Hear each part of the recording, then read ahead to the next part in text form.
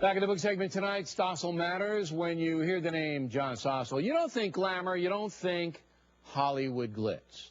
But this year, Stossel is following the Academy Awards, which will be given out next Sunday.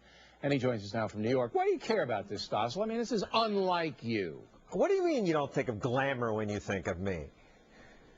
Stossel, take a good look, all right? I care about this because as a stutterer, I want to watch the King's Speech win.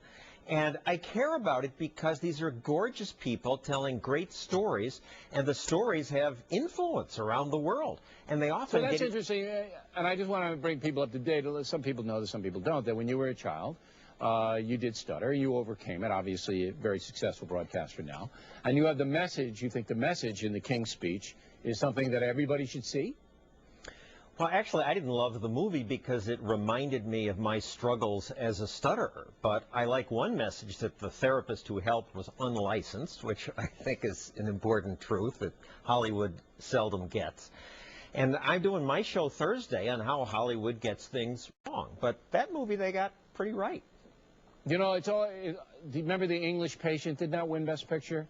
That movie, I don't even remember. But if it's a British movie, and this one will probably win Best Picture, I would assume it's going to. I didn't see any of them, so I don't know. I mean, it's get a life. You should go out and see these things. Yeah, get a life. I love you, Stossel. I mean, I'm working all the time to keep the nation calm.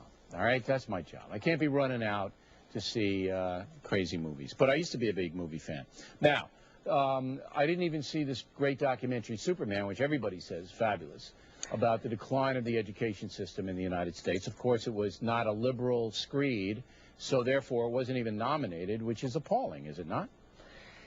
It is. It is sort of an anti-union movie, and Hollywood doesn't like that. So it did not get a nomination, but as one of the top documentaries, it should have. It certainly was one of the most influential ones.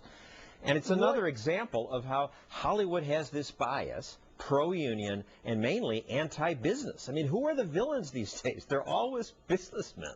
How many businessmen do you know who actually kill people? But in Hollywood, they're killing everybody. It used to be What is the main theme of the Waiting for Superman movie? If you had to break it down, what is the main arch there? The main arch is that children in America are imprisoned by a government union monopoly, and they're waiting for some Superman to rescue them, and in some cases that's a charter school where they beg to get in. So they need better teachers, and they're not getting the better teachers because of the regulations of the union. Yes, they need choice. Choice would allow the best teachers to rise to the top and make big money, hundreds of thousands of dollars a year. But union is one salary for all.